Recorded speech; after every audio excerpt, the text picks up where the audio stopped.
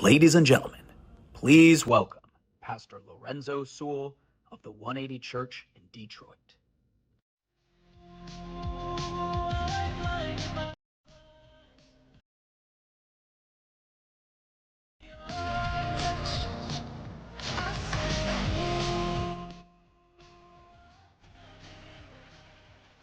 Oh, I'm so Holy Ghost happy to be here tonight. Do I have some patriots in the room?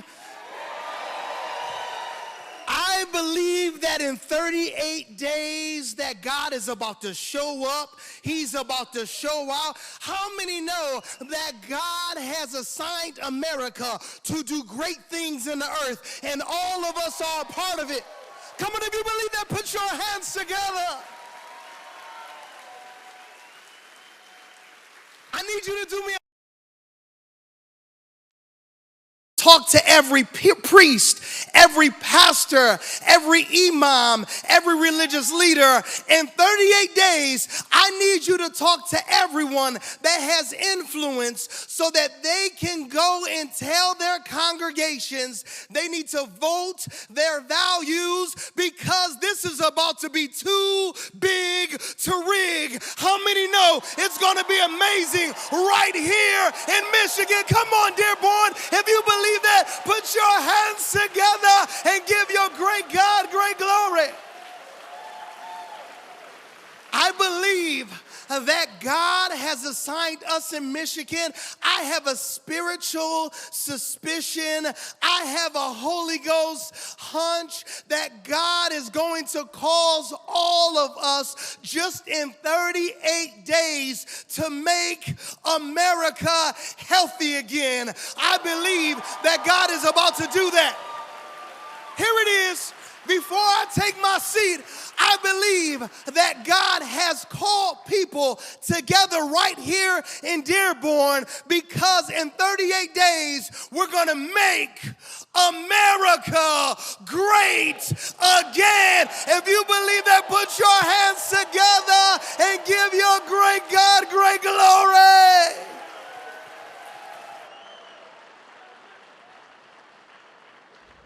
Ladies and gentlemen, please welcome our moderator for this evening, actor Zachary Levi.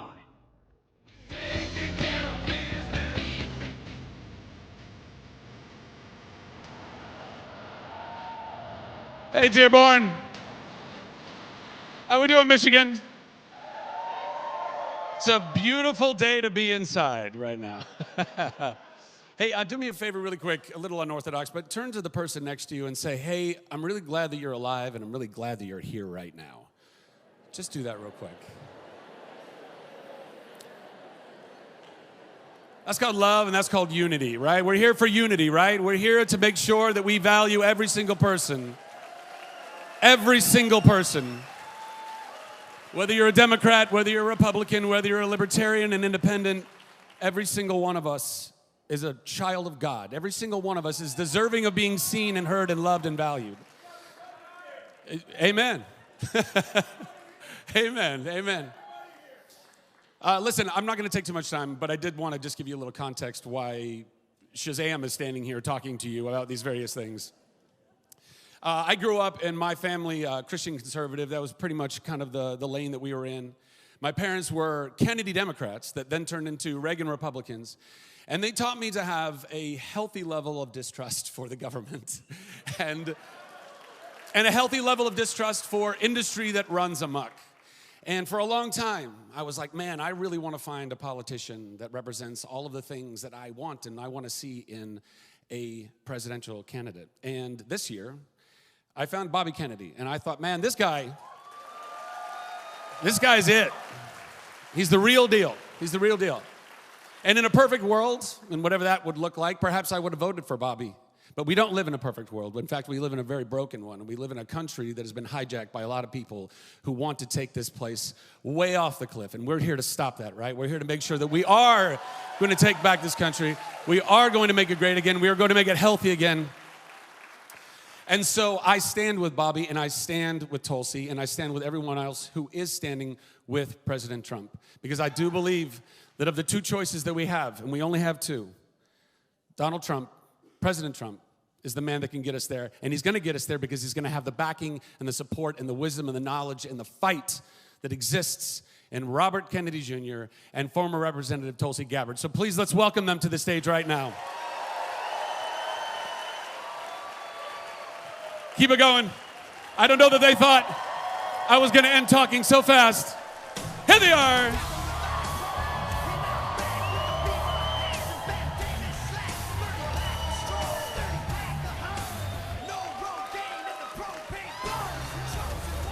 Let's hear it for these guys. Let's hear it for these guys.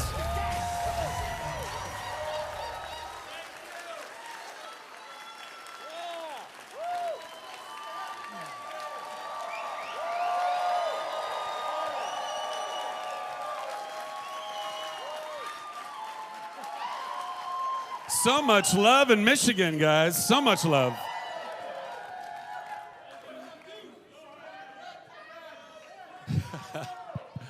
So much love and so much life in Michigan. All right, we're going to jump into this, guys, because we don't want to belabor any of this, and we really want to. There's a lot of very important things that we want to talk about. Love you back. Thank you all so much. So there are a tremendous amount of Republicans in the crowd right now, and you are both giving so much love to two former Democrats, very staunch, lifelong Democrats, who have been able to look at the state of the world and the state of their former party and recognize that there's a lot of fallacy and all of that, and that there is one way to go, and that's why we're here right now. So I think I'd like to start with, what has that been like for you guys, and why, being lifelong Democrats and standing for the things that you have stood for, what has compelled you to now jump into and endorse President Trump in what this presidency will be? I mean, should I start? Go for it. Okay. What a gentleman, huh?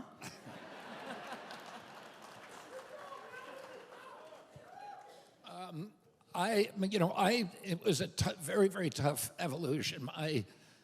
My family came over in 1848 during the potato famine, and the Democratic Party met them on the dock in Boston when they had no money and no job and no home, and it got them those. And my family has been in the Democratic Party ever since. People generally know the history of my family. And leaving that party was heartbreaking for me. But the party that I grew up with, the party of John F. Kennedy and Robert Kennedy, doesn't exist anymore. In fact, there's been a complete inversion. The party that I grew up with was the party of peace. My father ran for president against the Vietnam War. President Kennedy never sent a combat troop abroad to die during his administration. He told his best friend, the primary job of a president of the United States is to keep the country out of war. Today, the Democratic Party is the party of war, and the Republican Party is the party of peace. And you guys,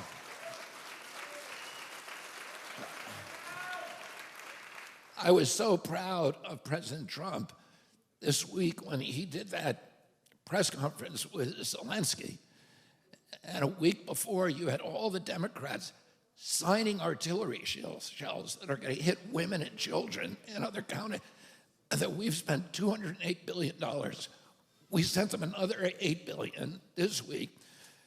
$5 billion would purchase a nice home for every homeless veteran in America.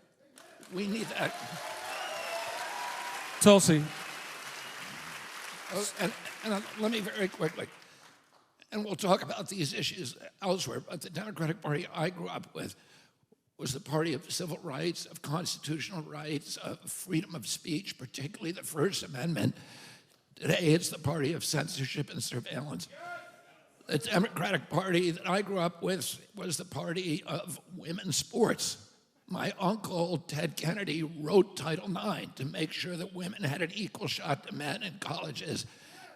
And the Democratic Party today is not the party of women's sports. The Democratic Party was the party that was skeptical of the domination of our government by corporate power. Today, the Democratic Party is the party of big pharma, big tech, big ag, big food, the military-industrial complex, Wall Street, and it's the party of Dick Cheney and John Bolton.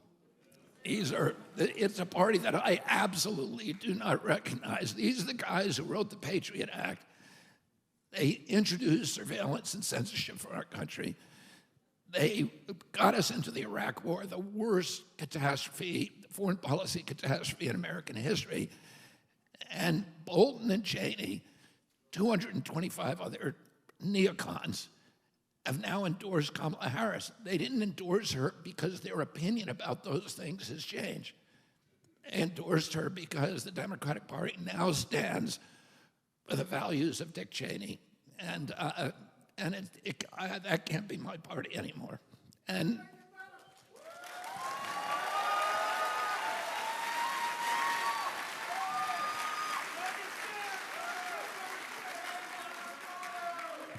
you know, all of the things, the qualities, characteristics, values, principles that Bobby just described of the Democratic Party he grew up in was what drew me to join the Democratic Party when I was 21 years old.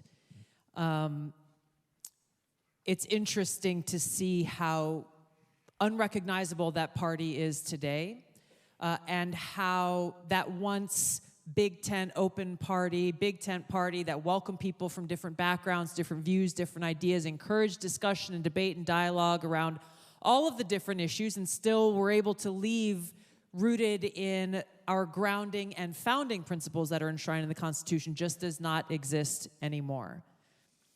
The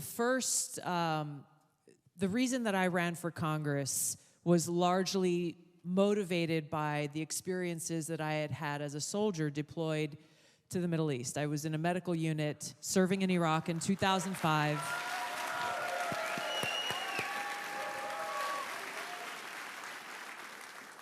And it was there that I was, first of all, it changed my life. It changed my worldview because I experienced firsthand and saw firsthand the cost of war and who pays the price. I saw exactly, the American people. I saw firsthand the war profiteering that goes on by the military-industrial complex firsthand. Who here has heard of Halliburton? Who here knows how closely associated Dick Cheney is to Halliburton? In our camp in Iraq, we were about 50 miles north of Baghdad. Every single thing from porta potties to trash cans, guess what branded label was on there? KBR Halliburton.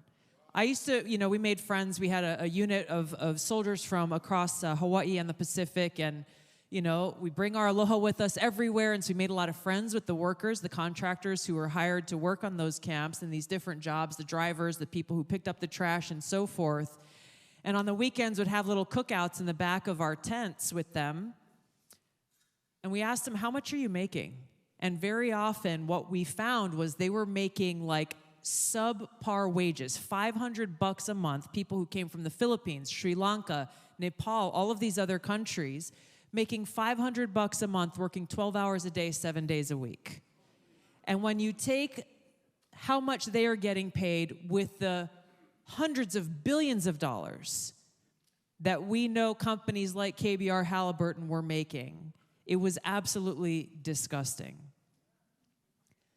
I ran for Congress and later ran for president in 2020 because I left that deployment and the one that followed wanting to be in a position where I could help bring back the Democratic Party of President Kennedy, where I could make those decisions related to war and to peace and to how my brothers and sisters in uniform were treated when they came home. Within 6 months of my being in Congress, I was elected in 2012, President Obama made an announcement that he wanted to seek authorization from Congress to go and start another regime change war in the Middle East, this time in Syria. I was on the Foreign Affairs Committee at the time. Again, I'd been in Congress maybe 6 months, freshman Democrat. I did my research. I listened to their briefings. Then it was Secretary of State Kerry who was coming to our committee and making their case. And they failed to answer even the most basic questions. And this is directly connected to the failures of the Harris-Biden administration. The first thing that you have to ask and be able to answer before you go on a mission is what? What is your objective? What are you trying to accomplish? What does winning look like? What's your exit strategy? These are things that you probably think of when you're making decisions in your own lives. What are you trying to accomplish? They couldn't answer those questions. And when I asked, they said, oh, we want to go deliver a punch in the gut and send a message. I said, what happens when they deliver a punch back? Oh, they won't do that. I did my due diligence. I announced that I would be opposing President Obama's request to go and start another war. And in less than 24 hours, I got a call from the White House. And it wasn't a call saying, hey, Tulsi, we just wanted to see what questions you had or figure out why you oppose this so strongly. What they said was, how dare you? How dare you stand against your president? How dare you stand against, as a freshman Democrat, your president who is from your home state of Hawaii? They didn't care about the substance. They didn't care about the experiences that I was bringing and the voices that I was bringing to light of those who I served alongside and those who were killed in combat and never came home. This speaks to the dangerous mindset of today's Democrat Party, which is one of the main reasons why I left. When you have a party led by people who don't care about the Constitution or our fundamental rights and freedoms, they don't care about peace, they don't care about our civil liberties and rights. What they care about is power and holding on to power and total allegiance not to our country, not to our flag, not to our principles and values that are enshrined in the Constitution. It is allegiance to the party leadership. What does that sound like? Not a democratic republic, not a constitutional republic. It's a banana republic and a dictatorship. And that's why we cannot allow Kamala Harris to win this presidency and why we must elect Donald Trump.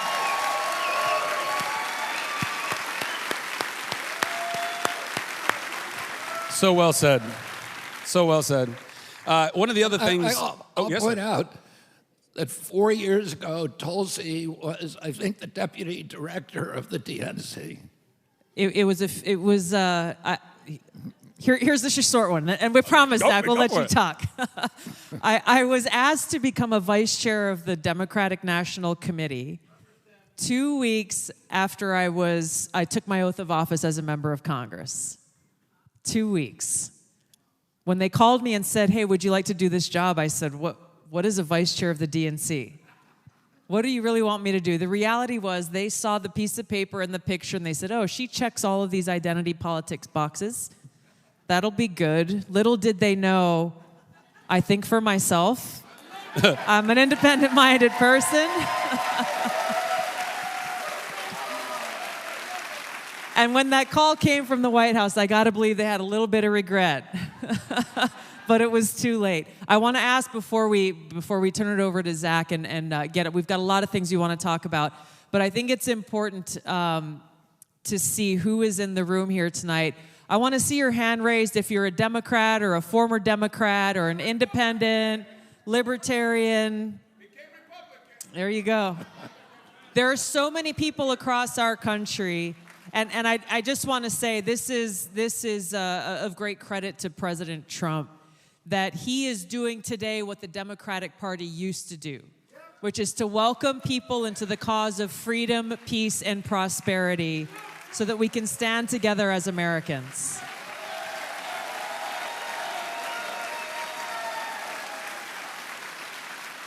Very well said. One of the things seemingly that the current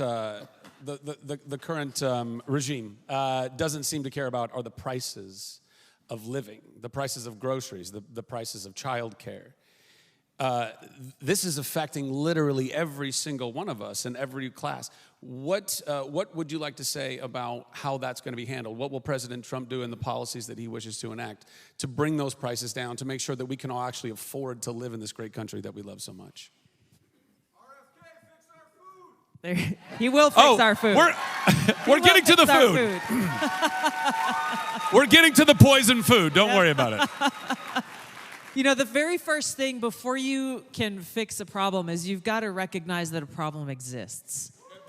And this is the thing that has bothered me for so long over these past 4 years, as the economy has gotten worse, as inflation has gone up, as the price of groceries has gone up, the prices of almost everything, mortgages, interest rates, cost of fuel, cost of car insurance, in almost every respect, the cost of basic necessities that we all use and need in our lives has gone up. And yet over and over again, what we hear from the Harris-Biden administration is pats on the back to their team and saying, Bidenomics is working. Bidenomics is great. And you hear this, and the reason why this bothers me so much is just the arrogance of it and how out of touch they are. And the comment that they make, and you hear this from the MSNBC talking heads and others, they say, well, gosh, if only the American people knew what great work we were doing, we'd be in a better place. If only we messaged this differently, then maybe the American people would recognize what a good job Kamala Harris and Joe Biden are doing. Which means, and you know, the data, look at the data, look at the numbers. The numbers show how great Bidenomics is doing, but this just shows, and you see this in every single issue, in every single area. They're not listening to you. They're not listening to the people. They're not going across the country and saying, how are you? What are the challenges that you are facing? And so Kamala Harris has failed with the most essential and important step, which is number one, to listen, to recognize the problem, which President Trump has, and therefore to come up with a solution. And he has talked about very clear steps, everything from increasing the child care tax credit to investing in building new affordable homes.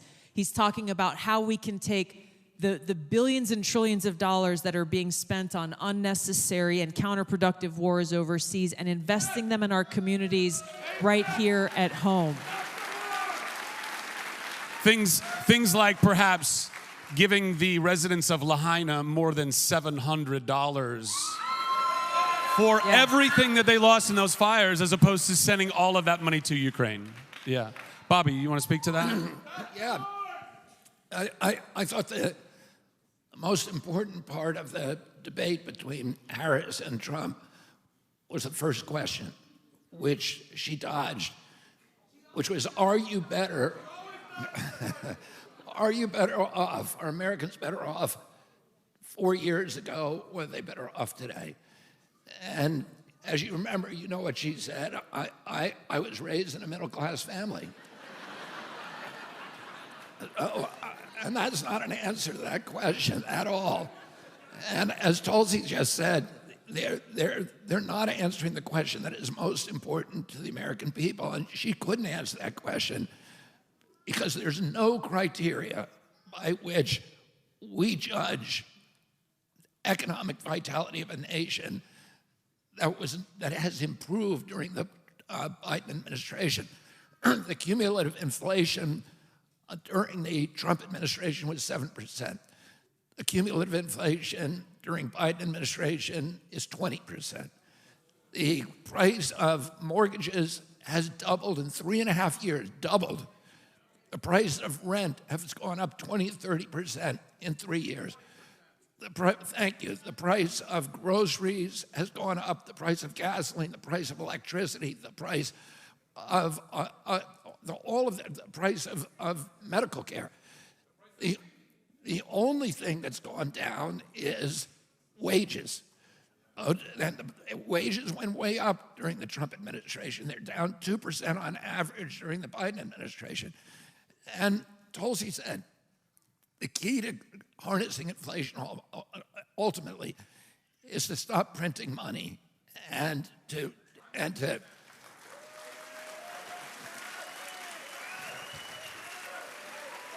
and we're now, the Biden administration is acting like a drunk who is behind on the mortgage and who is paying and who is using the milk money to buy rounds for strangers at a bar, right? That's a great analogy. It is. That's a very clear picture. And they're sending $8 billion to Ukraine. Really, couldn't we use that money back here? They are adding the national debt now at $36 trillion. They're adding every 90 days another $1 trillion. We're already spending more in this country on servicing that debt than we pay for the military expenses. Within 5 years, at this rate, 50 cents out of every dollar collected in taxes is going to go to servicing the debt. Within 10 years, 100%. It is existential. It's going to destroy us. We cannot cut our way at this point out of this debt. It's catastrophic. The only way that we're ever going to manage that debt is by growing our economy bigger. And we need to do that by increasing GDP, which means goods and services in this country. Every $1 million, every $1 million that we spend on weapons that they were signing the other day, they're signing these weapons. Every $1 million we spend on weapons creates 2 jobs in America. Every $1 million we spend on child care creates 18 jobs. Well, that money has to be brought home, and it has to be used to rebuild our industrial base in this country, and the only way we're going to do that is through tariffs. I was at the, and I've never believed in tariffs, but we were at the Falk factory here, which is an insulation factory. It's a Danish company that built a factory here in Michigan. I spoke at it yesterday, and the owner of that factory told us in a private conversation, he said, the only reason we built this factory here is because of the tariffs. It's the only way that you can do it. And they're creating jobs here in Michigan, but it's because of the tariffs. And we need, President Trump is narrowly focused on rebuilding the industrial base in this country, rebuilding. Let me say one other thing. People say to me, how can you be MAGA? MAGA's racist. MAGA is again, and they say, hey, Pastor Lorenzo. This is part of the ideology of the Democratic Party. They say MAGA is about recreating the 1950s when you had Joe McCarthy suppressing free speech, when you had no civil rights for blacks in this country. But I ask President Trump, when you say make America great again, to what era is the again referred to? And he said it refers to the Kennedy administration. When our country, America was at its apex. We owned half the wealth on the face of the earth. The American middle class was the greatest economic engine ever devised in our country. Every American understood that if you worked hard, if you played by the rules, you could finance a home. You could take a summer vacation. You could raise a family. You could put something aside for your retirement on a single job. And during that administration, everybody around the world wanted American products, and we were building it for them. Automobiles, they wanted our cars, our transistor radios, our blue jeans. All of these things were built here in America on our industrial base. And we were the moral authority around the world. People all over the world wanted American leadership. They knew the difference, which this administration does not, between leadership and bullying. And President Trump, if you saw, I was so proud of him during that press conference with Zelensky, when he was very firm and he said, we're going to end the war. And he didn't back down. He said, this is what we need to do.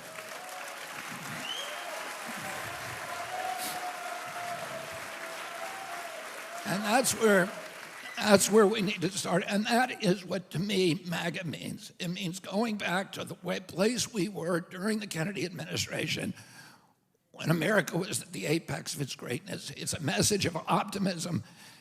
It's a message of idealism. It's a message of hope. That's what it's a symbol for. It's not a symbol for, and it's a symbol not for isolationism, but it's a symbol for projecting economic power abroad and moral authority abroad rather than military power. Bobby, absolutely.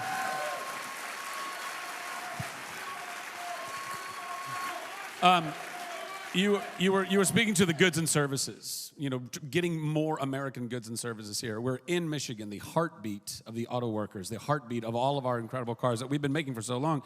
How do we keep these jobs from being outsourced to other countries? How do we keep them here and then build upon that? Is tariffs a main key part of that? And what else do you think would be a part of that?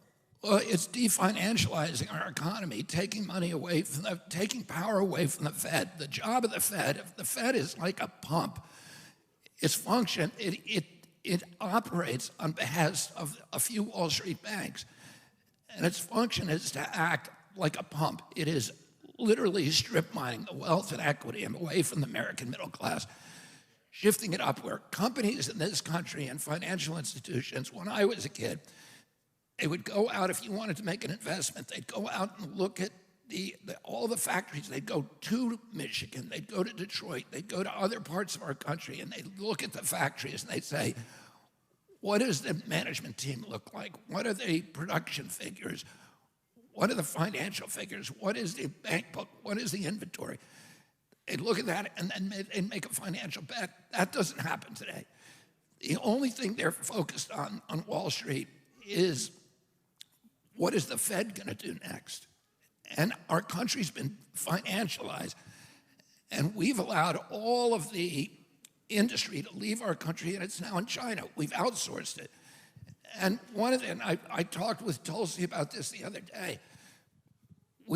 During World War II, we won World War II. We were the arsenal of democracy because we were making ball bearings in this country. We were making sheet metal. We were making automobiles, and all those factories could be repurposed to create 56,000 airplanes a year, a ship a day, and all of the tanks and everything else.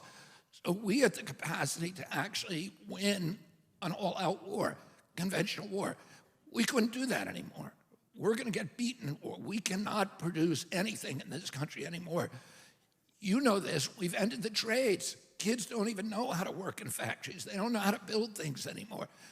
President Trump understands that and understands that we have to change the way business is done in this country.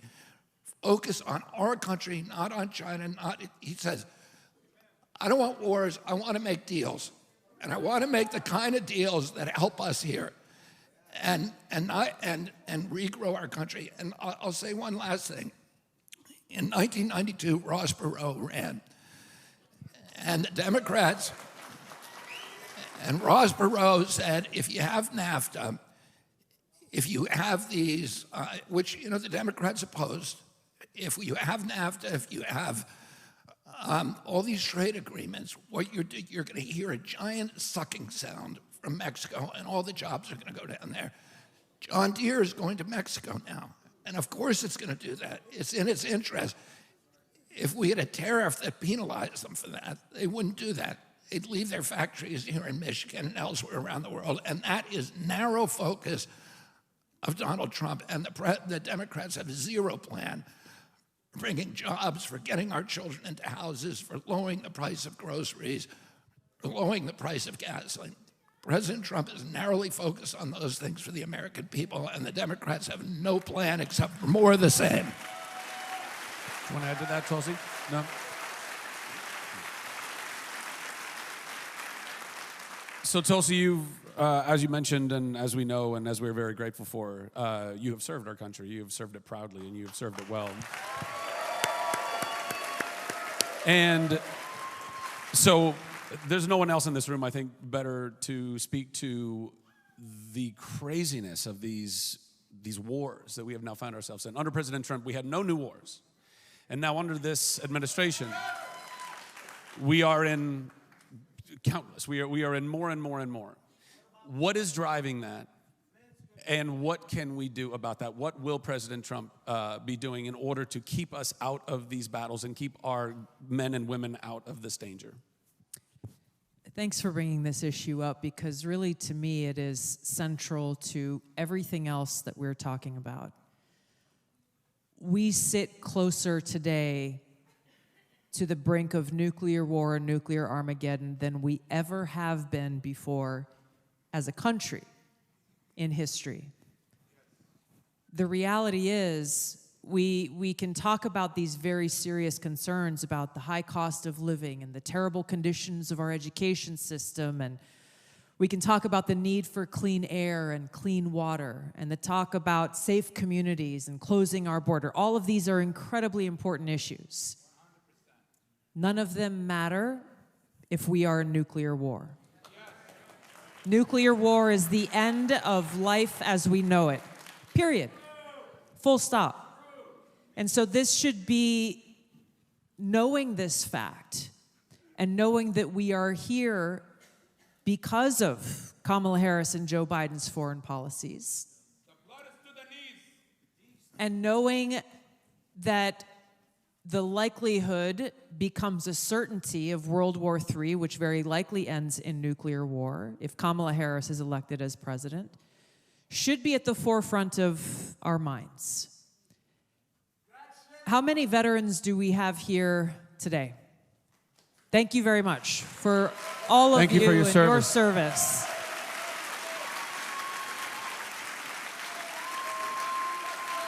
Thank you. And so you understand in a very personal way, as I do. I'm still serving in the Army Reserve. I'm a battalion commander and a lieutenant colonel.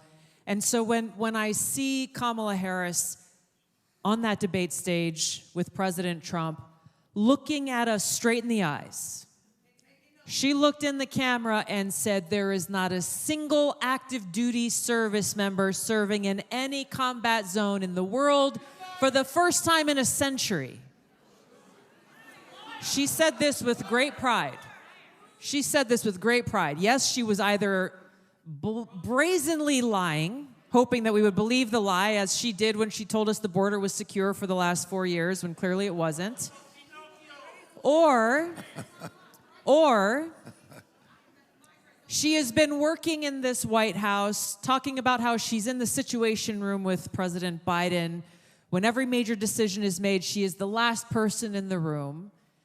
And yet, she doesn't know that we have thousands, if not tens of thousands, of service members deployed in combat zones, putting their lives on the line today because of Kamala Harris and Joe Biden. A friend of mine texted me yesterday, and he said, interesting that Kamala Harris says this. She wants to be our commander-in-chief. I'm in Lebanon right now. She wants to be our commander-in-chief, and yet she has no care for the fact that there are so many of our troops who are in harm's way today. She had no care for the 13 servicemen and women who were killed in the disastrous withdrawal from Afghanistan at Abbey Gate. She had no care for the families that they left behind. 3 years since their loved ones have died, she has still not reached out to them to express condolences, what to speak of apologies.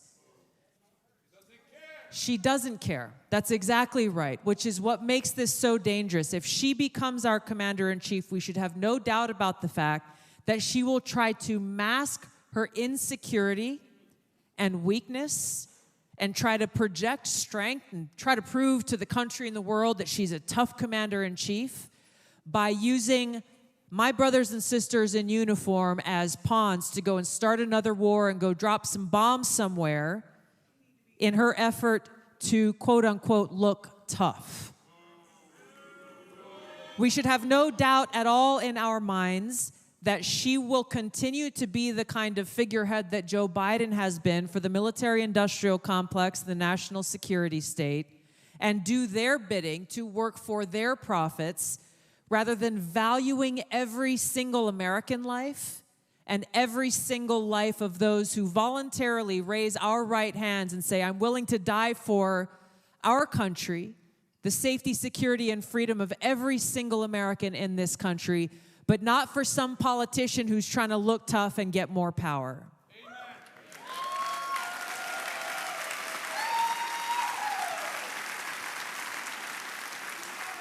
So this is personal for all of us. This is personal for all of us because it has to do with our future. We have to take action based on that and recognize the dangers that exist for us all as humanity if Kamala Harris is elected as president, and recognize the contrast in President Trump. As Zach said, there were no new wars started under President Trump, and he had the courage and the strength and leadership that was exercised by President Kennedy when he met and talked with Khrushchev, that was exercised by President Reagan, who chose diplomacy over war. He had the courage to go meet with Kim Jong-un, to meet with Vladimir Putin, willing to meet with whoever he needed to make peace, because he values our lives and our right to life, liberty, and the pursuit of happiness. President Obama refused to meet with Kim Jong-un because he didn't want to reward him with a meeting. Kamala Harris criticized me for meeting with different dictators and adversaries in other parts of the world because I care about peace. She cares more about power than peace. This is one of the main reasons I stood in front of thousands of my fellow service members at the National Guard Annual National Guard Conference and was proud to endorse President Trump because he will fight for peace and he will stand up for our freedom.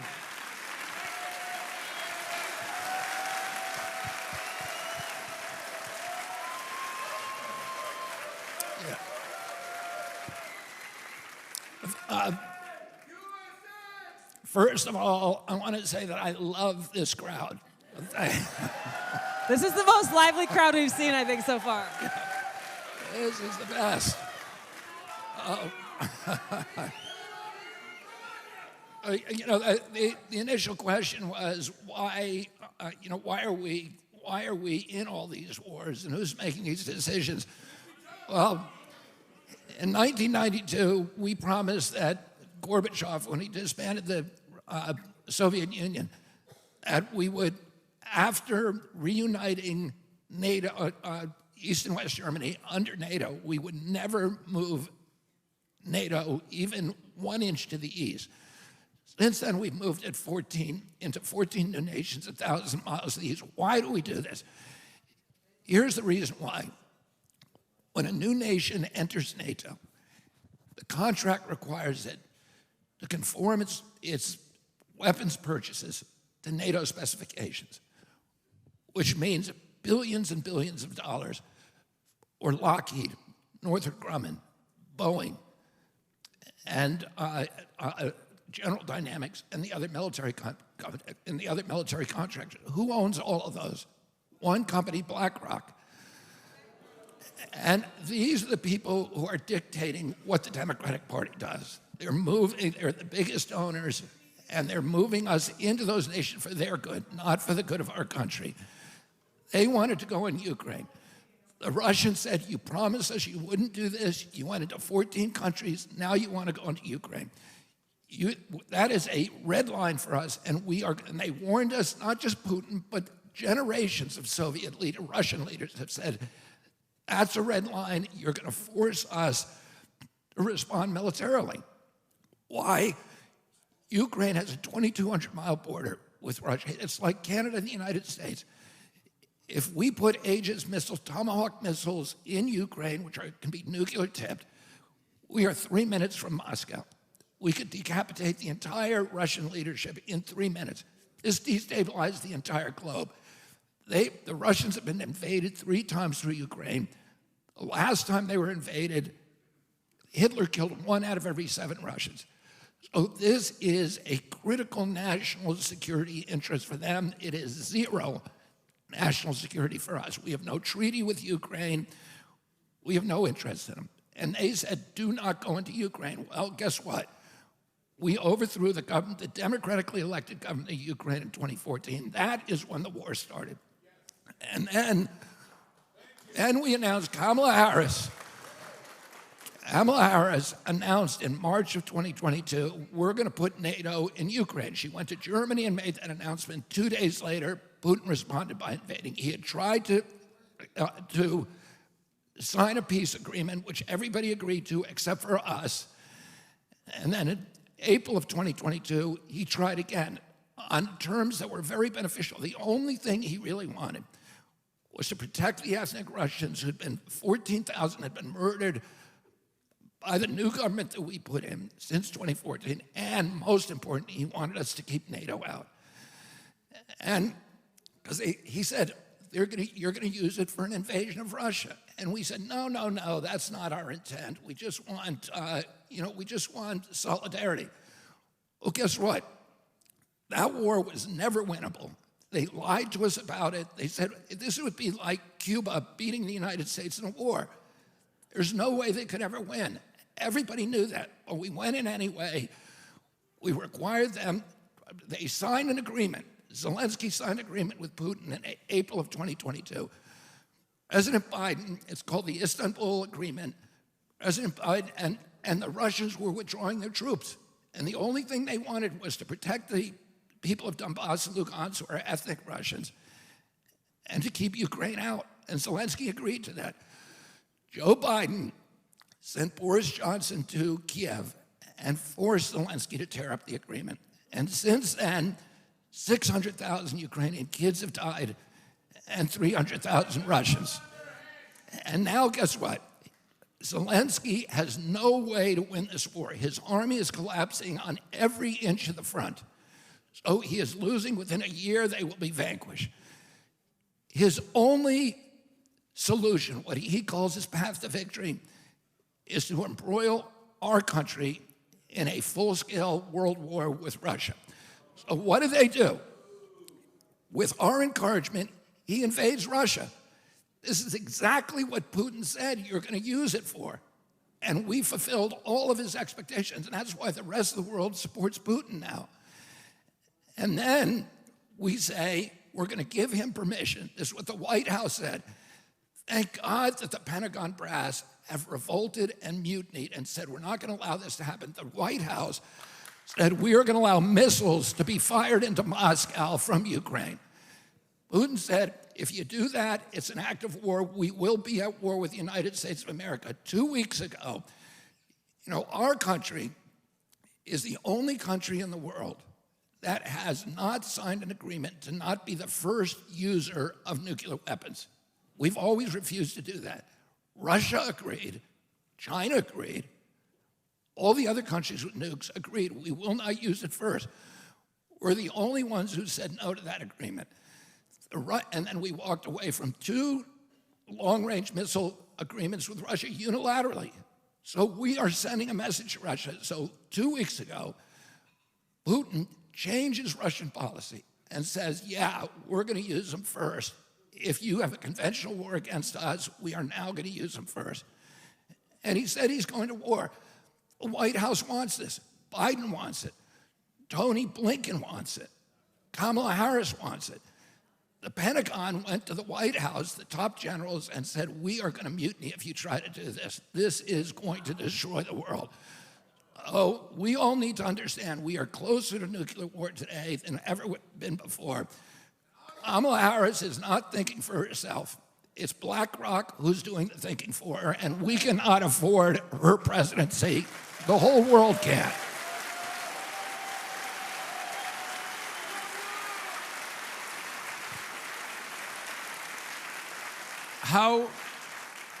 How do we rein in the likes of BlackRock and State Street and Vanguard? How do we make sure that they are not?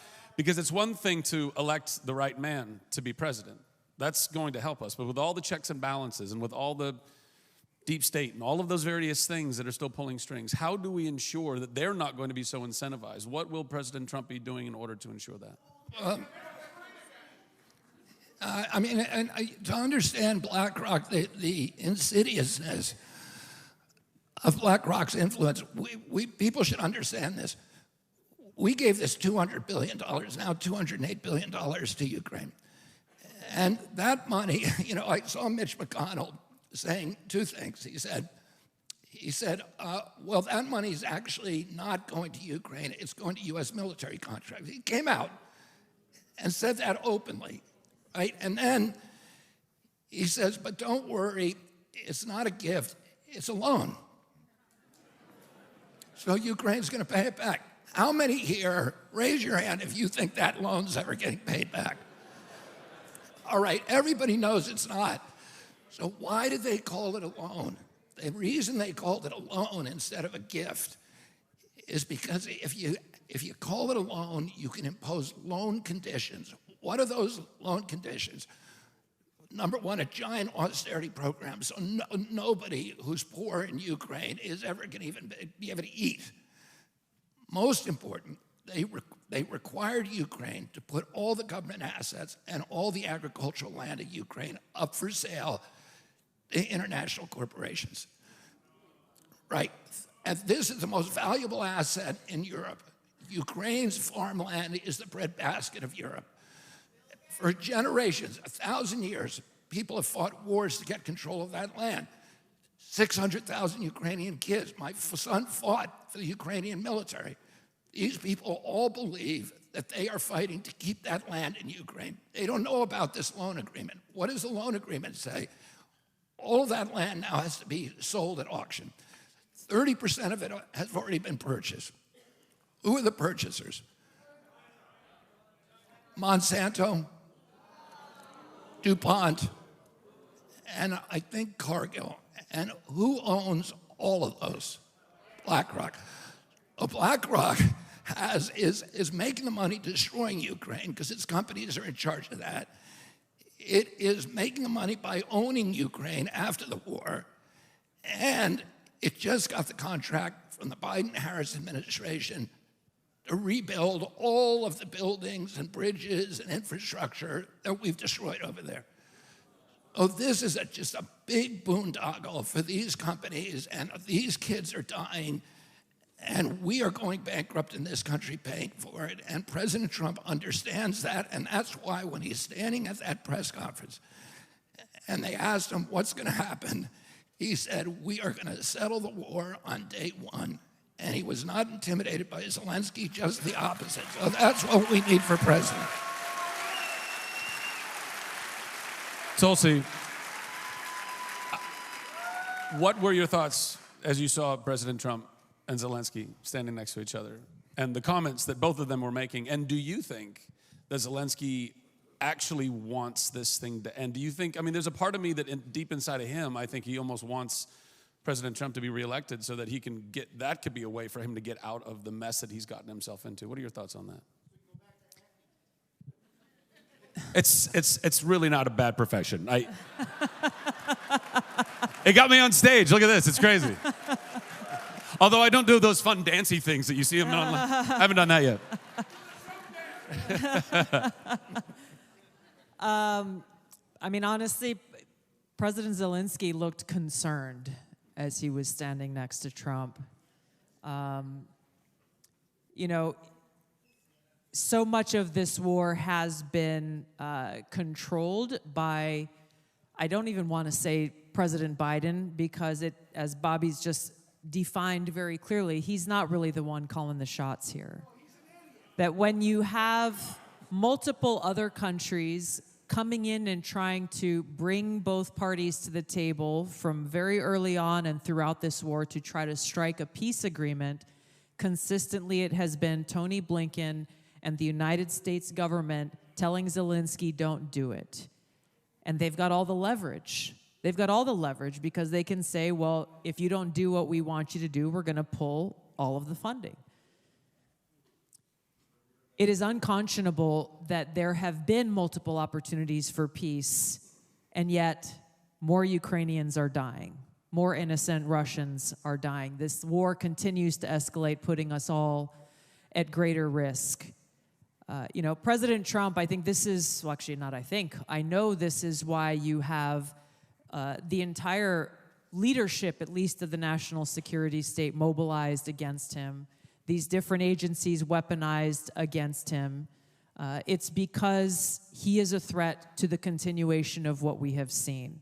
He is a threat to their bottom line because they know that if he goes in and stops this war on day one, as he has promised to do and that he is capable of doing, that turns off the tap, not only for this direct funding, taking our taxpayer dollars into Ukraine, but as Bobby pointed out, the military-industrial complex loves this and wants to see this war continue because it requires NATO to pay for all of these brand new weapon systems.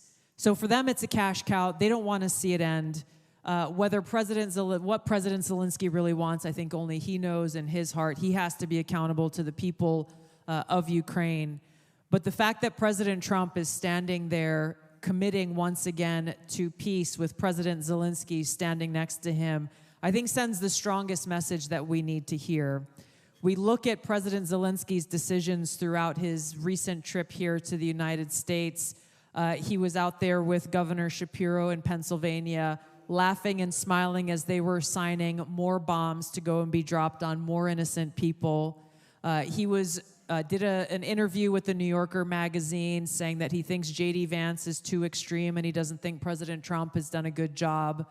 So again, this is coming from the party that has demonized and created this caricature of President Trump. And you had Attorney General Merrick warning against interference in our elections by Russia and how he will not allow that to stand, and painting President Trump, saying no matter what he does, they won't allow interference in our election. And yet they have President Zelensky from another country coming in and essentially campaigning for Kamala Harris. And all of this is happening alongside, by the way, President Biden and Kamala Harris taking away Secret Service assets and resources from President Trump, forcing him to take his big outdoor rallies into much smaller venues, as he had to do the other day in Wisconsin, because they said, oh, we got to go and use them to go and protect foreign dignitaries like Zelensky, who have come here for the United Nations meeting.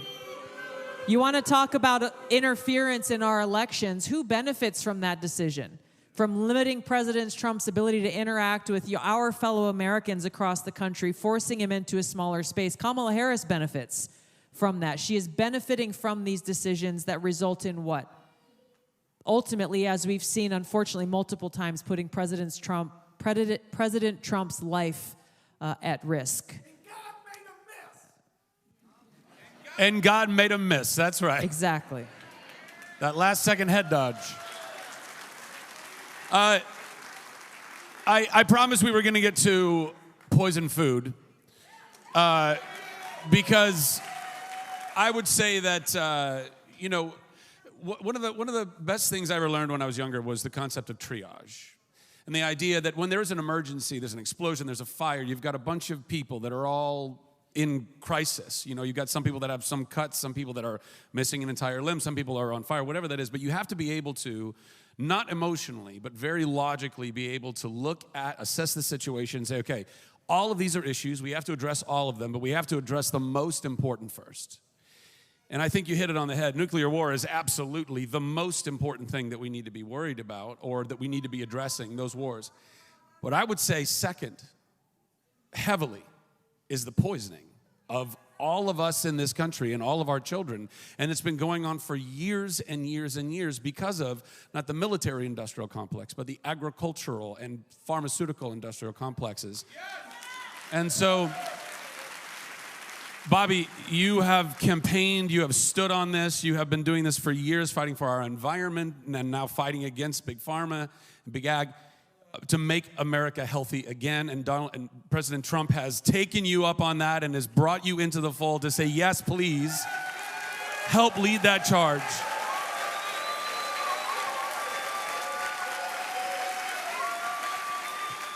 And so, could you speak on that? Could you speak to what does that mean? And ultimately, you know, what does that effort encompass? How are we going to get there? Because we all need to be healthier again. Yeah, so just to lay out the issue, when my uncle was president, 6% of Americans had chronic disease. Today, around 60% do. We're the sickest country in the world. When my uncle was president, we spent $0 on our budget on chronic disease. Today, we spend $4.3 trillion. It's 5 times our military budget. The obesity rate was 3.4% when my uncle was president. Today, 74% of Americans are obese or overweight. You look at the pictures from the 60s and compare them today, it's a different species almost. And these people did not, we are a different species, and Americans did not get lazier or more gluttonous. We are being mass poisoned. And It is an existential threat, not only economically, militarily, or national security. 77% of American kids do not qualify for military service because they have chronic disease, diagnoses, or because of obesity. The fertility rates in our country and American teens are 50% less than they were 2 generations ago. Their sperm counts are 50% less. Girls in this country are hitting puberty at 8 years old.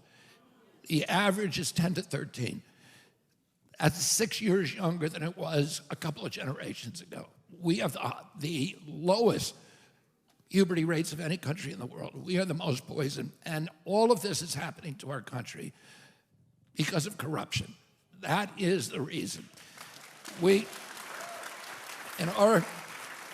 our country, we have 1,000 ingredients in our food that are banned in Europe and other nations.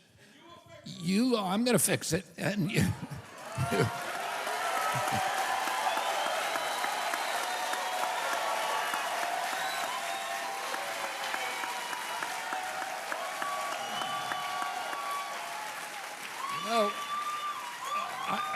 I was with Callie Maines the other day doing this hearing on Capitol Hill, and he had 2 boxes of Fruit Loops. And one was from Canadian. They're both made by Kellogg, our company. One of them they make for Canadians and Europeans, and you look at that, and the colors aren't that bright. And because all of these dyes, red dye, blue dye, yellow dye, are illegal in those countries. They're illegal everywhere. And they use vegetable dyes, which are safe. But in our country, because it's cheaper, and because the colors are brighter, and they think children are more likely to eat it, they use it in this country alone. So they know their point, and we know all of those dyes grow tumors. They all cause ADHD. They all cause a range, and it's very well documented. Nobody disagrees with that. And yeah, cancer, they cause tumors, I said. And we allow that. The reason for that is one reason. It's corruption. It's because big ag and big food control USDA. 50% of FDA's budget comes from industry. So they're not working for you and me and our children. They're working to advance the mercantile interests of the corporations that have captured them. And I've been litigating against these agencies for 40 years. I've sued virtually all of them. And when you sue an agency, you get a PhD in corporate capture and how to unravel it. And I've been thinking about this for decades, about exactly what needs to be done. I've talked to President Trump about it, and he's told me that he wants me to go in there and do it. And he wants that.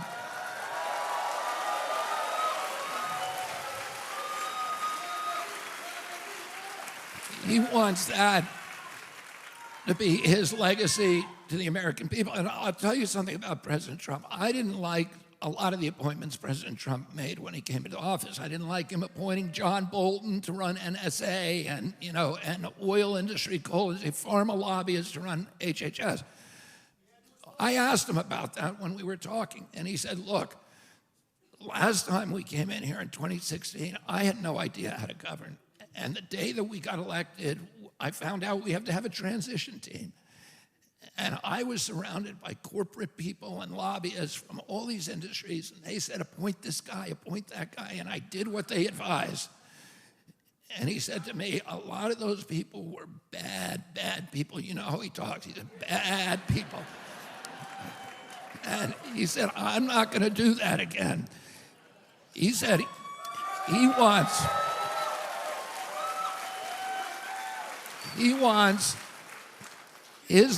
is thinking about his legacy, about what he is going to leave to the American people. And what he wants to leave is healthy Americans. He wants to make America healthy again. And we're going to do that.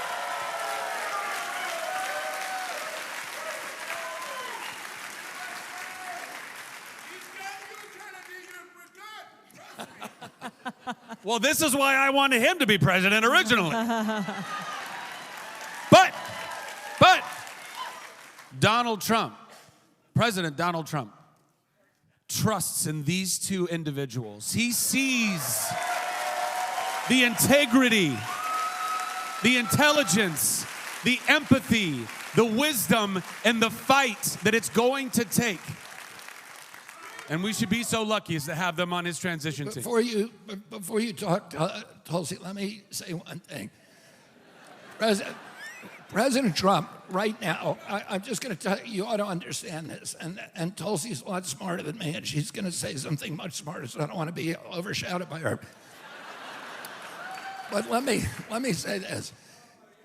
The president, when he gets elected, he has to appoint 14,000 people. Yeah, call us. Well, you're going to have to learn how to be quiet at meetings, I think. That's... No.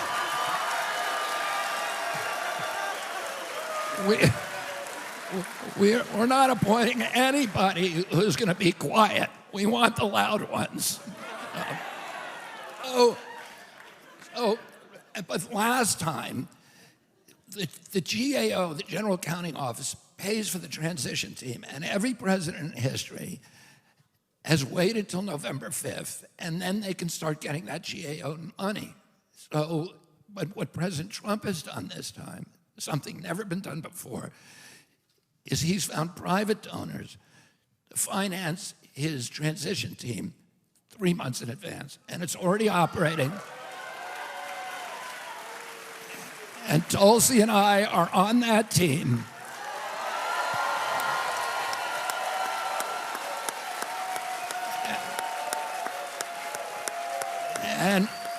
And we are already picking the people who are going to run the government in the next administration and who are going to dismantle corporate capture of our government. Yes. Yes. We are building that team of Avengers. You know, Bobby Kennedy talked a little bit about the recent meeting and gathering that they had in the U.S. Senate, talking about how do we make America healthy again. It was a bipartisan gathering of U.S. senators and different leaders who have committed their lives to this mission and this cause. And there were experts from all different fields, from the best schools in the country, from some of the best businesses in the country who are focused on actually healing people and finding the root cause of what is driving chronic illness and sickness and solving that.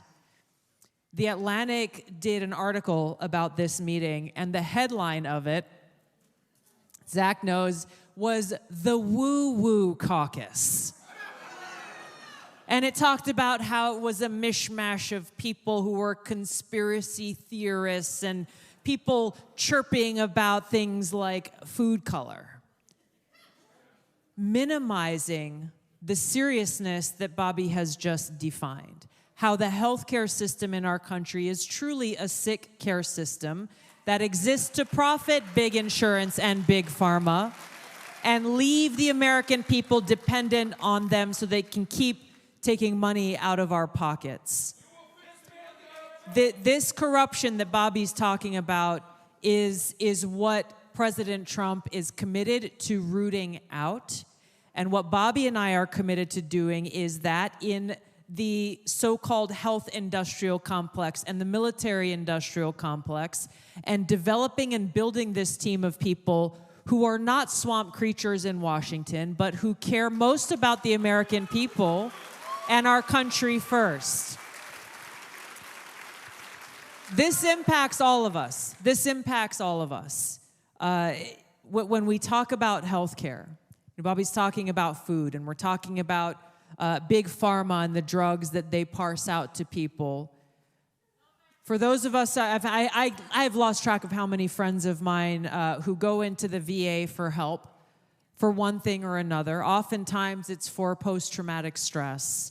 Oftentimes it's for help with the invisible wounds that no one can see, but that unfortunately still consume too many of our friends, to the point where they feel like taking their own lives is their only way out. And still, within the VA, a healthcare system that is run by our government, instead of giving them the actual help that they need, too often they're given, quite literally, a sack full of drugs, as though that is somehow going to help solve their problems. It's disgusting because too many of them push those drugs to the side, or it is the direct result of those drugs that drive them to suicide. When we talk about healthcare, what we are talking about, what President Trump is talking about, is our whole health and well-being. That is, yes, it is our physical health. It is our mental health, our state of mind. It is our spiritual health and well-being as individuals and as a country. Directly addressing those corrosive and corruptive elements that are driving us apart. Finding real solutions by addressing the root cause of these problems. You're going to continue to see more headlines like The Atlantic. Why? Because all of these, it's the propaganda media that profits from this. They're all in cahoots and colluding with each other. And the biggest takeaway that we need from this is it is their big money and their power against the people. We outnumber them. We are louder than them. And as our founders intended, they were visionary and wise. They recognized the vulnerability and the likelihood that once people achieve power, what do? They want more. And so they created this Constitution and this republic based on the fact and the truth that this government only exists with the consent of the governed. And that it is we the people, and only we the people who can save this country. And that, and nothing short of that, is what is on the line in this election, which is why it's so important, not only for every one of us here today, to make sure that we go out and vote for freedom, peace, and prosperity by voting for Donald Trump, but we got to bring a whole lot of people with us.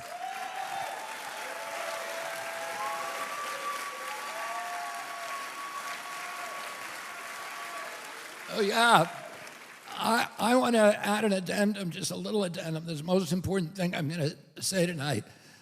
The Democratic Party decided that Donald Trump is so dangerous to our country that they have to destroy democracy in order to save it from him.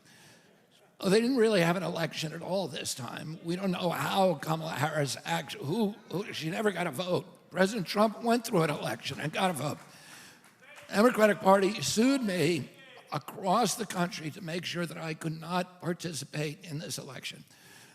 As soon as I endorsed President Trump, they began suing me to keep me off the ballot. And in this state, we won that case. I was on the ballot. We won the case in front of the Court of Appeals, and they said I get to take my name off the ballot, which was what I was trying to do. And then it went to the Supreme Court of Michigan, and a Democratic bench decided they were going to keep me on the ballot. They injured Donald Trump. What I'm saying to you and to everybody in Michigan is when you go into that voting booth, you're going to see my name there. And I'm telling you, do not vote for me. You need... You need to vote for President Trump and make America healthy again. That's the only way I'm going to get into Washington.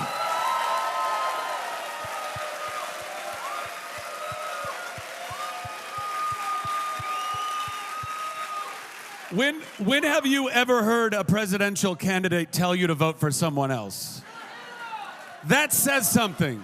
That says something. We have just a few more minutes left. I just wanted to ask, clearly you've laid out so excellently why President Trump is the candidate that is here to reclaim this country.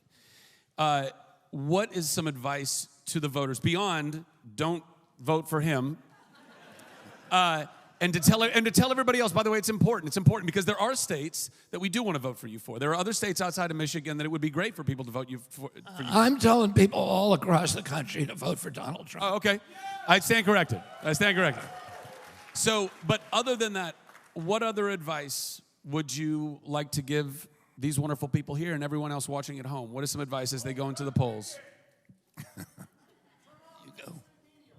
Well, that's helpful. Yeah. That is helpful. Trump is telling the truth. That's exactly right. That is exactly right. Which is a stark contrast to Kamala Harris, who lies about every issue that she is asked about. And that really speaks to where I see opportunity. Help your friends and family and coworkers who may not have yet made up their minds, whether they're Michigan voters or voters in other states. Obviously, you know how important this state is in this election. And you know how much the Democrats will likely try to mess with this election, and how important it is that every one of our voices are heard. So I want to ask you to do two things. One is find those people in your lives that you can influence, that you can speak the truth to, that you can share what's on your heart, why you've made this choice to support President Trump, so that he can come and fix what Kamala Harris and Joe Biden have broken. Listen to the concerns that they have. They may not like the way President Trump talks about certain issues, or they may have personality issues, but I encourage you to bring the conversation back to us, the people. For the first time in our lifetimes, we have this unique opportunity as voters not to just wonder, well, can I believe what they are saying or not? We actually have President Trump with 4 years and a record of success in the White House on every issue, domestic and foreign policy. And you have Kamala Harris, who has 4 years almost in the White House and a very clear record.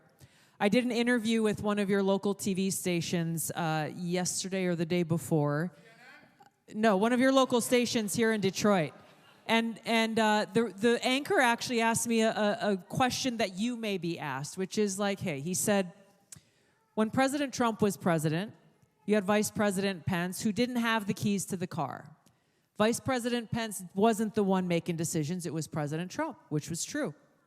And his question was, how can you say that Kamala Harris has a record of 4 years when she was just the vice president? Why is it different? Well, no, listen, we can look to what Kamala Harris herself and Joe Biden himself has said. He was on the show The View just a few days ago, and he said he had so much trust and confidence in Kamala Harris that he delegated every issue on domestic and foreign policy to Kamala Harris. Proof point number one. Proof point number two. Kamala Harris has said that she was the last person in the room advising Joe Biden on every single major decision that was made. Kamala Harris said this. Proof point number three. As vice president, she cast the most tie-breaking votes in the U.S. Senate in history to enact Joe Biden and Kamala Harris's policies that have caused so much harm and destruction to our lives, to our country, and to our prospects for peace and prosperity. So you can encourage your friends, don't listen necessarily to what I say or to what Bobby says. Look at the facts, look at the truth, and fundamentally answer that core question. Are your children, is your family better off today than they were 4 years ago? The answer to any objective person is clearly no. Have those conversations with those who you are connected with, who you care about, so that when you go to the polling place on election day, or when you send in your absentee ballot, or when you go in for early voting, and I encourage you to get your vote in early, because who knows what's going to happen on election day. You see a lot of people on the East Coast right now who are struggling because of this massive storm that just came through. What if the weather's bad on election day? What if roads are closed? We cannot place the future of our country on the weather on November 5th. I'm serious. I'm serious.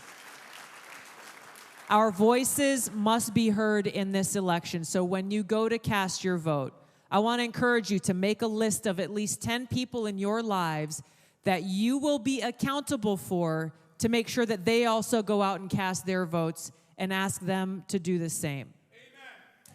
Excellent. Bobby? I don't have anything to add.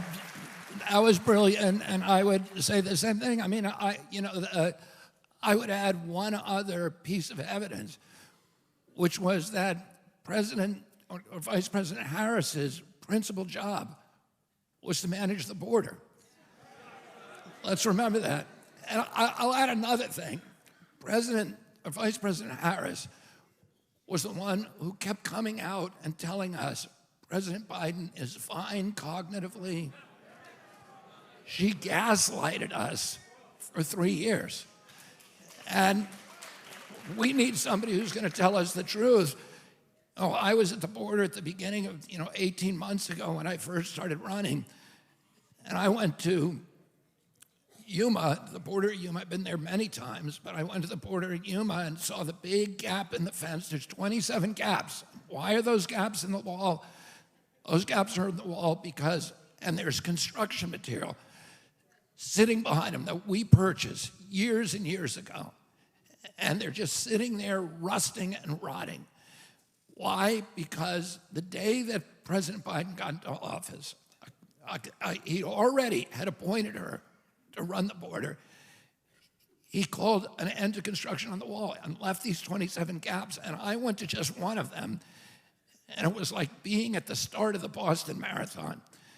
There were people coming across, being brought in by the Sinaloa drug cartel in these shiny white buses, 55 people per bus, from all over the world, coming across our border. And the Biden administration has told the U.S. Border Patrol to end the catch and return policy and implement a catch and release policy. And they changed a lot of other policies.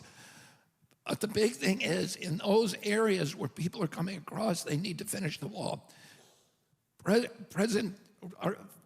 President Harris keeps blaming Congress. Every time she says that, it irritates me because I've spoken to the Border Patrol, and they've said she can shut this down overnight. She can do it herself. She doesn't need Congress, the same way that President Trump did it without Congress. She doesn't even need an executive order. She can just do policy changes and finish the wall. Yep. And we've seen a level of incompetency that is really unprecedented in a serious political candidate in our history, and a level of incompetency that's so high that she cannot defend her policies, and she cannot go on and do an unscripted interview with a hostile interviewer or even just an inquisitive one and survive. Oh, she's hiding. President Trump does 3 or 4 interviews a day. I've done since the beginning of this campaign the same 4, 5, 6, 7 interviews a day with hostile interviewers. We want a president who can defend their policies, who can outline an idealistic vision for this country, who can tell us what the future's going to look like and how they're going to get us there and encourage us and inspire us with that. You want a president who can go toe-to-toe with foreign leaders to advance America's interests around the globe and our vision for the globe. We're about to consider somebody seriously for President of the United States who cannot give an interview. And to me, it's shocking. I think my father would be dismayed. My uncle would be dismayed because they love debate.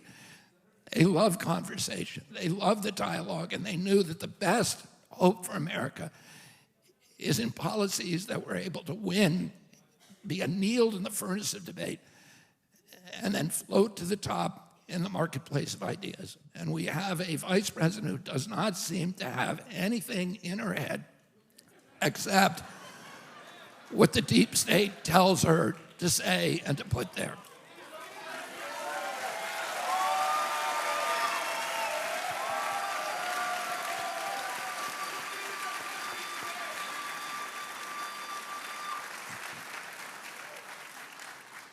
I have one more addendum to add to Bobby Kennedy's comments.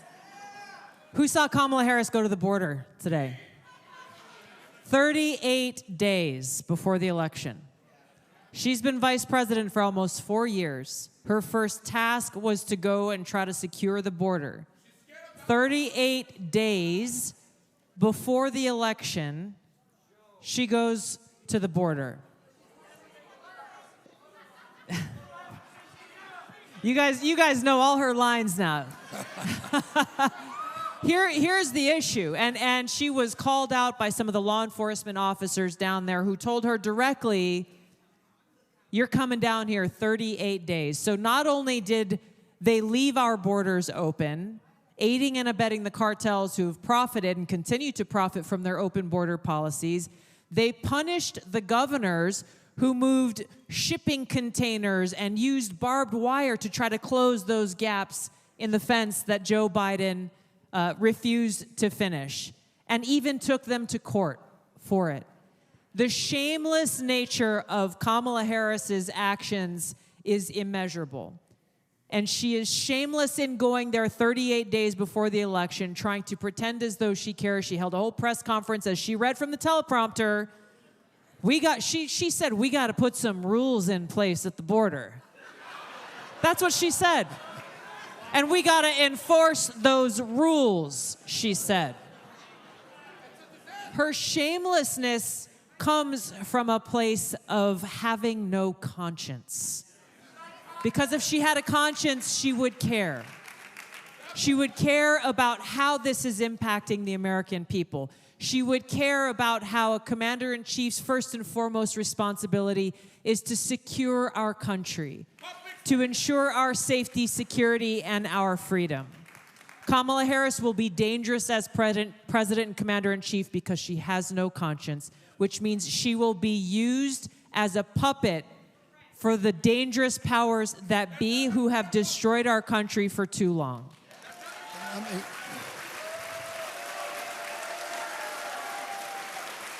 I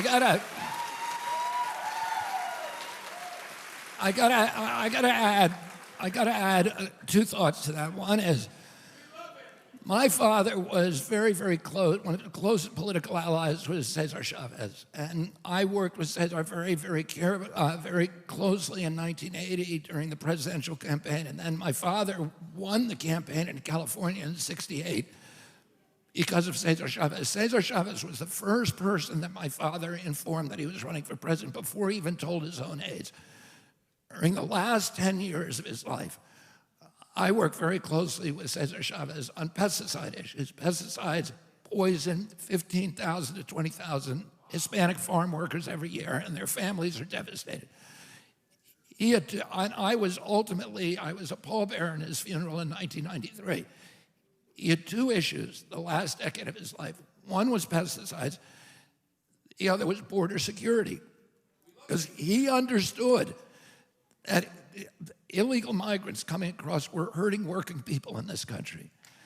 And that it was more difficult for him to bargain for good wages and conditions for American workers if there was willy-nilly people coming across without any kind of screening.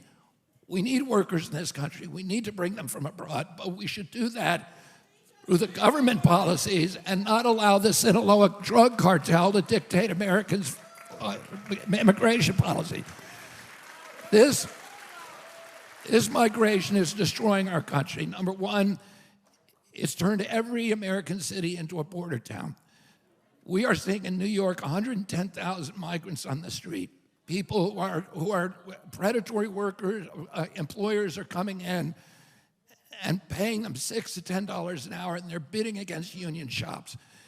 And the social safety net is being crushed in places like Detroit. People who need money here can't get it because the money is going to undocumented immigrants. Something really interesting happened this week when, the same time that Vice President Harris went to the border, ICE, the Immigration Service, announced that 425,000 convicted criminals had been allowed in over the last 3.5 years, that they had arrested, that they had picked up at the border, screened them, knew of their criminal records, and then put them on planes to any destination in this country. I think 18,000 murderers were among them, something like 20,000 rapists, and 2,000 or 3,000 people who were facing charges in their own countries for serious crimes, and those people, instead of taking care of them in their own countries, those countries said, hey, isn't it better to just get rid of this problem by sending them to the United States? How many of you think that it's a good idea to let one murderer into this country? Or one rapist? Now, and by the way, that number only comes from countries that report to ICE, that disclose who they are to ICE. There's many countries that don't make those disclosures. Venezuela, for example. So no Venezuelan criminals were reported. Russia, China, many, many others. It may well be over 1 million criminals that we've let in. Now, I'm saying this, one, because of the outrage and indignation that we should all feel for this incompetence. It goes beyond incompetence, it's malice. But more importantly, or equally importantly, President Trump, for a year, has been saying that this was happening. And CNN and MSNBC and ABC and NBC and the New York Times and the Washington Post have all said he's a racist, he's a conspiracy theorist, this is wild stuff. It is not happening. That's what they told us. CNN, sorry. I'm so happy you're here. And you should see us. You should come and see Tulsi and me afterward, because we want you to come visit the transition office and we want to get you a job in Washington. Maybe as press secretary for the new administration, because we need somebody like you. But anyway, this should be an eye-opener for everybody. And, you know, CNN has not reported this. None of the networks have reported it. They're lying to the American public. They're continuing to lie.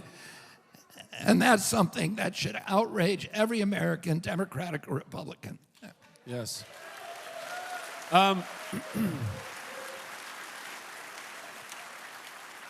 Y'all, we're coming to the end of our programming tonight, but if you don't mind, I'd just love to say a few things as we do. When I came out and I said I was endorsing President Trump through my endorsement of Tulsi and Bobby, the messages that I've received, the amounts of, by the way, I will say of my followers on social media, 90% have actually been quite lovely and supportive, and I've really appreciated that. Including some people that don't agree with me, don't agree with President Trump, but they are at least civil enough to recognize that these are conversations that we should have, and not just shouting matches and not just hating on people.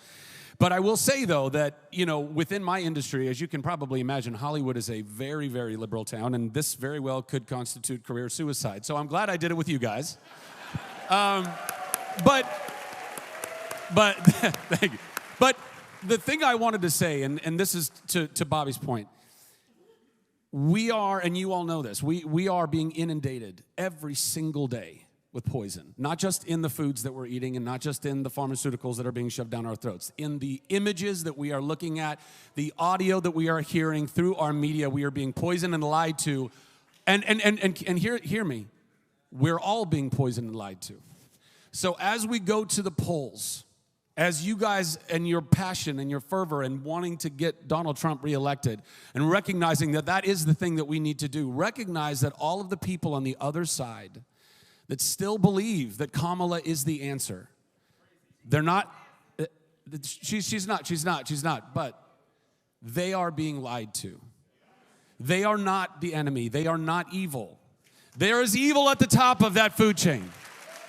But the American people that believe that Kamala is the way, they are not evil people. They have been lied to, and they have eaten that lie, and it is in them. So to the best that we can do, may we practice grace. May we practice forgiveness. May we practice patience, so that as we go to the polls, as we talk to our friends and our family, and we encourage people to go and look, do not be baited into their attacks. Do not go and be what they want you to be. Instead, hold your ground in dignity and integrity and in love and say, hey, I understand that you might feel this way. Let's have a conversation. And if you're unwilling to have a conversation, then we don't have to have a conversation. But don't get baited into their hate, because that's what they want you to do. And that will not help us get to a better world, right? So that's all I wanted to say on that. Ladies and gentlemen, please, one more round of applause for Robert F. Kennedy Jr.